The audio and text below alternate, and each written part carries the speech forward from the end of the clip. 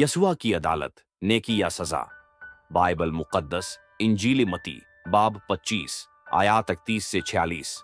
Bible मुकद्दस कहती है एक दिन यासू मासीह जलाल के साथ वापस आएंगे। वो बादशाह की तरह तख्त पर बैठेंगे और सब कौमें उनके सामने जमा होंगी, यहूदी, मुसलमान, हिंदू, ईसाई, सिख, सब।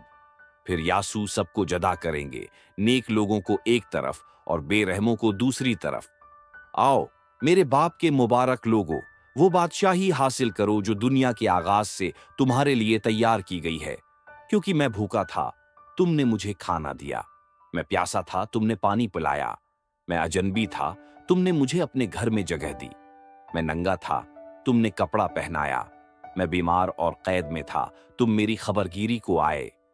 फिर वो उनसे कहेंगे जो बेरहम हैं, दफा हो जाओ ए लानती लोगों, उस आग में जो शैतान और उसके फरिश्तों के लिए तैयार की गई है। क्योंकि मैं भूखा था मगर तुमने मुझे खाना न दिया। मैं नंगा, बीमार और कैद में था मगर तुमने मेरी परवाह न की। तब यासू फरमाएंगे, जिस तरह तुमने मेरे इन छोटे भाइयों में से किसी एक के साथ किया, वही मेरे साथ किया। यूं नेक लोग अब्दी जिंदगी में दाखिल होंगे और बेरहम लोग हमेशा की सजा में।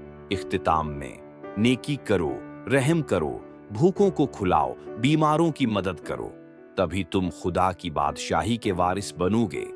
अगर ये पैगाम दिल को लगा, लाइक, सब्सक्राइब और शेयर जरूर करें ताकि ये रोशनी दूसरों तक भी पहुंचे।